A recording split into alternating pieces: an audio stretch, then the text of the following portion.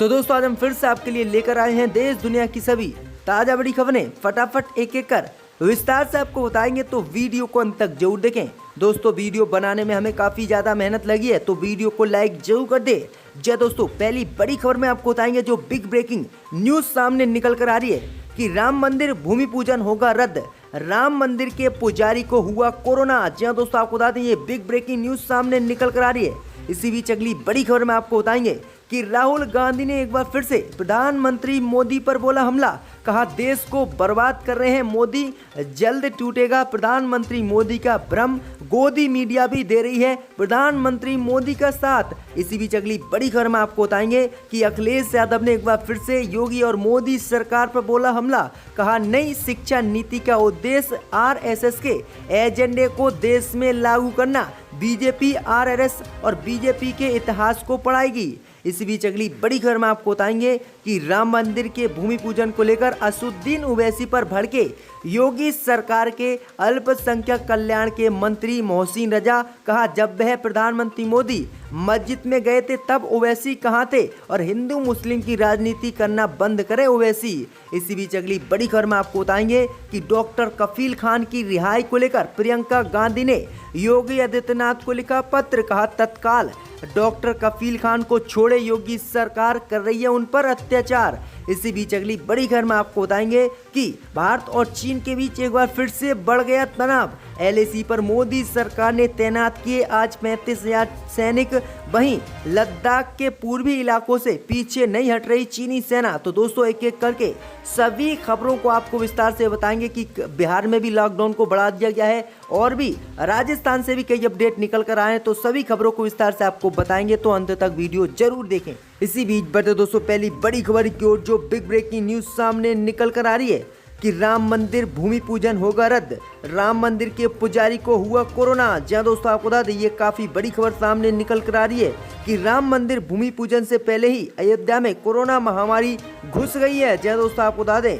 कि राम जन्मभूमि के पुजारी प्रदीप दास कोरोना पॉजिटिव पाए गए हैं। वहीं आपको बता दें कि उनके साथ साथ 16 पुलिसकर्मी भी कोरोना की चपेट में आए हैं और उनकी भी कोरोना वायरस की रिपोर्ट पॉजिटिव आई है। वहीं आपको बता दें कि अब 5 अगस्त को होने वाला राम मंदिर के भूमि पूजन का कार्यक्रम टाला जा सकता है, क्योंकि कोरोना महामारी राम मंदिर भूमि पूजन से पहले ही अयोध्या में दस्तक दे चुकी है। तो ये काफ़ी बड़ी अपडेट है कि 16 पुलिसकर्मी सहित राम मंदिर के भूमि पूजन के पुजारी प्रदीप दास कोरोना पॉजिटिव पाए गए हैं। तो राम मंदिर का जो शिलान्यास था, जो भूमि पूजन था, वो अब रोका जाएगा। तो ये काफ़ी बड़ी अपडेट है।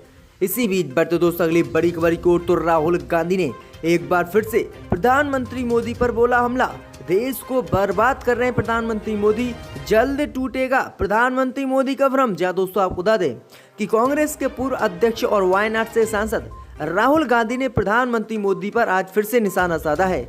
राहुल गांधी ने कहा कि मोदी देश को बर्बाद कर रहे हैं, चाहे नोटबंदी हो या जीएसटी और कोरोना महामारी, हर किसी को रोकने में मोदी सरकार विफल हुई और इन चीजों से कोई फायदा भी नहीं हुआ। आगे राहुल गांधी ने मीडिया पर भी निशाना साधते हुए कहा कि उनकी पूंजीवादी मीडिया ने एक मायाजाल देश में चला रखा है और एक षड्यंत्र चला रखा है, जिससे प्रधानमंत्री मोदी का जल्दी भ्रम टूटेगा। राहुल गांधी ने कहा कि लगातार मोदी सरकार देश की सरकारी संपत्ति को बेचने में जुटी हुई है और पैसे का पता नहीं क्या कर रही है। वहीं आपको बता दें कि इससे पहले ही राहुल गांधी ने राफेल विमान को लेकर भी मोदी सरकार पर निशाना साधा था। राहुल गांधी ने पूछा था कि प्रत्येक विमान की कीमत 526 करोड़ रुपए है, लेकिन मोदी ने 1670 करोड़ रुपए दी है, जो काफी निंदनीय है और इसमें भी बड़ा घोटाला किया। वहीं उन्होंने कहा कि अनिल अंबानी समेत देश के कई कॉन्ट्रैक्ट को जो है काम भी प्रधानमंत्री मोदी ने दिया है।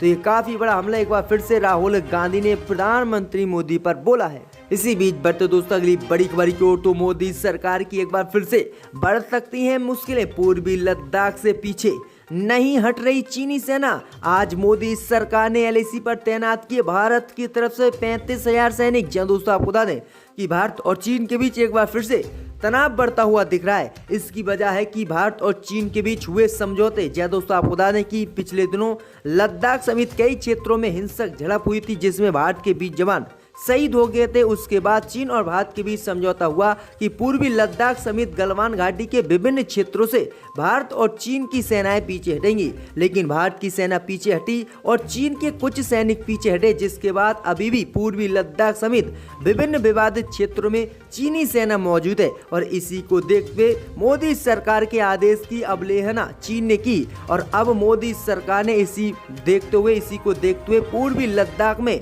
भारत और चीन के बीच विवादित क्षेत्र के बॉर्डर पर 35,000 सैनिकों को और आज तैनात कर दिया, जिसका सीधा संकेत है कि अब मोदी सरकार भी दो हाथ करने के लिए चीन से तैयार है और एक बार फिर से भारत और चीन के बीच तनाव बढ़ता हुआ दिखाई दे रहा है। तो ये काफी बड़ी अपडेट है। इसी बीच बढ़ते दोस्तों अगली बड़ी खबर की ओर, तो राम मंदिर भूमि पूजन को लेकर असदुद्दीन ओवैसी पर भड़के योगी सरकार के मंत्री मोहसिन रजा, दे डाली बड़ी नसीहत। जी दोस्तों, आपको बता दें कि उत्तर प्रदेश की योगी सरकार में अल्पसंख्यक कल्याण मंत्री मोहसिन रजा असदुद्दीन ओवैसी के राम मंदिर भूमि पूजन कार्यक्रम पर टिप्पणी करने को लेकर भड़क गए। जी दोस्तों, आपको बता दें कि मोहसिन रजा को 5 अगस्त को होने वाले राम मंदिर भूमि पूजन कार्यक्रम पर AIMIM चीफ असदुद्दीन ओवैसी की टिप्पणी रास नहीं आई है। जी दोस्तों, आपको बता दें कि असदुद्दीन ओवैसी ने कहा कि प्रधानमंत्री मोदी राम मंदिर के भूमि पूजन में जा रहे हैं, जो कि असंवैधानिक है। अब इसी को लेकर योगी सरकार के मंत्री मोहसिन रजा ने कहा कि ओवैसी जैसे लोगों को अब हिंदू मुस्लिम की राजनीति से बाज आ जाना चाहिए।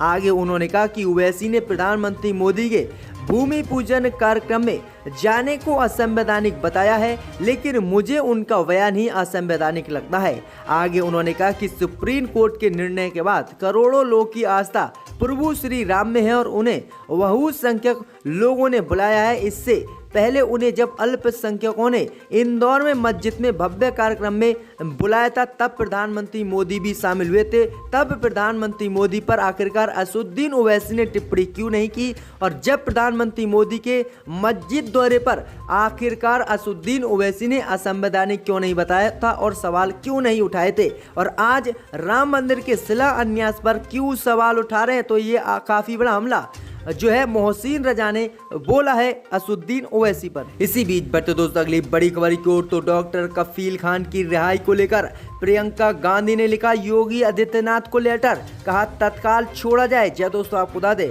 कि डॉक्टर कफील खान यूपी के मथुरा जेल में पिछले 5 महीने से बंद हैं। पिछले साल दिसंबर माह में 2019 को CAA के विरोध प्रदर्शन के दौरान भड़काऊ भाषण को लेकर डॉक्टर कफील खान को 29 जनवरी 2020 को गिरफ्तार किया गया था। वहीं 4 दिन बाद बेल पर बाहर आए डॉक्टर कफील खान पर 14 फरवरी को NSA योगी सरकार ने लगा दिया था, जिसके बाद उनको जेल में ही रहना पड़ा। वहीं आपको बता दें कि अब डॉक्टर कफील खान की रिहाई सामाजिक कार्यकर्ता और कई राजनेताओं ने भी की थी, लेकिन अब कांग्रेस महासचिव प्रियंका गांधी ने उनकी रिहाई को लेकर CM योगी आदित्यनाथ को लेटर लिखा है। अपने लेटर में प्रियंका गांधी ने लिखा है कि डॉक्टर कफील खान 450 से ज्यादा जेल में दिन गुजार चुके हैं। उम्मीद है कि अब योगी सरकार संवेदनशीलता का परिचय देते हुए कफील खान को न्याय दिलाने की कोशिश करेगी और उन्हें तत्काल छोड़ेगी। वहीं आगे उन्होंने कहा कि योगी सरकार धर्म या किसी वाणी या फिर रंग के आधार पर भेद ना करे और बिना भेद किए हुए ही जो है कफील खान को छोड़े। तो ये काफ़ी बड़ी बात उन्होंने कही है। तो ये काफ़ी बड़ा अपडेट है कि राहुल गांधी समेत अब कांग्रेस पार्टी भी डॉक्टर कफील खान के समर्थन में आई है और रिहाई की मांग की है। इसी बीच बढ़ते दोस्तों अगली बड़ी खबर की ओर, तो नई शिक्षा नीति को लेकर अखिलेश यादव ने योगी और मोदी सरकार पर बोला हमला, कहा नई शिक्षा नीति RSS के एजेंडे को लागू करना। जहाँ दोस्तों आपको बता दें कि समाजवादी पार्टी के राष्ट्रीय अध्यक्ष अखिलेश यादव ने एक बार फिर से योगी और मोदी सरकार पर हमला बोला है। अखिलेश यादव ने कहा कि भाजपा सरकार चाहे केंद्र की हो या फिर प्रदेश की, बस नाम बदलने में ही माहिर है, उसे काम से कोई लेना देना नहीं है। आगे अखिलेश यादव ने कहा कि भारत सरकार की नई शिक्षा नीति के पीछे उद्देश्य है कि RSS के एजेंडे को कैसे देश में लागू किया जाए।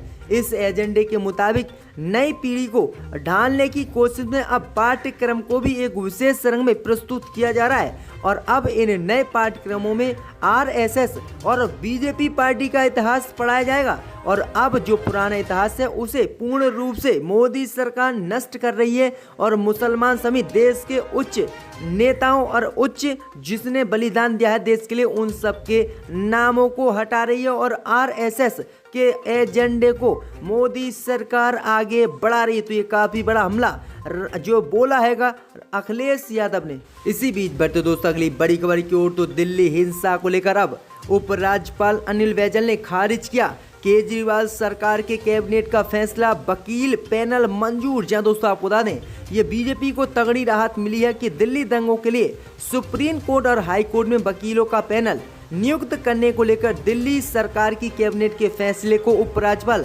अनिल बैजल ने खारिज कर दिया है। जहां दोस्तों आपको बता दें कि दिल्ली सरकार ने कहा था कि अब संविधान के तहत एलजी का ये आदेश दिल्ली सरकार पर लागू होगा और इसे हर हाल में माना जाएगा। वहीं आपको बता दें कि दिल्ली दंगों के लिए सुप्रीम कोर्ट और हाई कोर्ट में वकीलों का पैनल नियुक्त करने को लेकर मंगलवार को दिल्ली की केजरीवाल सरकार की कैबिनेट की बैठक हुई और जिसमें दिल्ली सरकार ने दिल्ली पुलिस के वकीलों के पैनल को खारिज कर दिया था और कहा था कि दिल्ली पुलिस खुद इस दंगा में शामिल है और उन पर गंभीर आरोप लग रहे हैं, इसीलिए दिल्ली पुलिस द्वारा बनाए गए वकीलों को पैनल को खारिज कर दिया जाता है क्योंकि इससे निष्पक्ष जांच नहीं होगी और एक स्वतंत्र जांच एजेंसी को इसकी जिम्मेदारी दी जाएगी। लेकिन आपको बता दें कि दिल्ली कैबिनेट के फैसले के बाद दिल्ली के उपराज्यपाल अनिल बैजल ने इस फैसले पर आज रोक लगा दी और कहा कि यही कैबिनेट यही दिल्ली पुलिस के वकीलों का पैनल इसकी जांच करेगा। लेकिन दिल्ली सरकार कह रही थी कि इससे निष्पक्ष जांच नहीं होगी क्योंकि दिल्ली हिंसा में दिल्ली पुलिस भी शामिल थी। लेकिन अब उपराज्यपाल ने बीजेपी के इशारे पर आकर इस पर रोक लगा दी है और बीजेपी नेताओं को एक तगड़ी राहत दी है उपराज्यपाल ने। इसी बीच बढ़ते दोस्तों अगली बड़ी खबर की ओर तो राजस्थान में सियासी संकट को लेकर सीएम अशोक गहलोत ने सचिन पायलट गुट पर बोला हमला, कहा अब तो विधायकों को खरीदने के लिए आ गए हैं प्रदेश में नए रेट। जहां दोस्तों आपको बता दें कि राजस्थान में चल रहे सियासी संघर्ष के बीच मुख्यमंत्री अशोक गहलोत ने एक बार फिर से विधायकों को खरीदने को लेकर हमला बोला है। जहां दोस्तों आपको बता दें कि बागी विधायकों पर बयान देते हुए अशोक गहलोत ने कहा कि जो लोग कांग्रेस पार्टी को छोड़कर चले गए हैं उनमें से पता नहीं किन किन लोगों ने पहली किस्त ले रखी है, कई ने पहली किस्त अभी ली भी नहीं है। आगे उन्होंने कहा कि जो लोग गए हैं उन्हें वापस आना चाहिए। विधायक दल की बैठक के बाद मीडिया से बात करते हुए ये बात उन्होंने कही है। आगे उन्होंने कहा कि अब जो है राजस्थान में बीजेपी नए रेट विधायकों को खरीदने के लाई है। विधायकों के पास फोन आने लगे हैं कि पहले 10 और 15 करोड़ रुपये दिए जा रहे थे, लेकिन अब जो नया रेट आया है बीजेपी की तरफ से वो 25 करोड़ का है। और उन्होंने कहा कि 25 करोड़ में अब बीजेपी राजस्थान में विधायकों को खरीदने की कोशिश कर रही है और ये काफ़ी बड़ा हमला बोला है।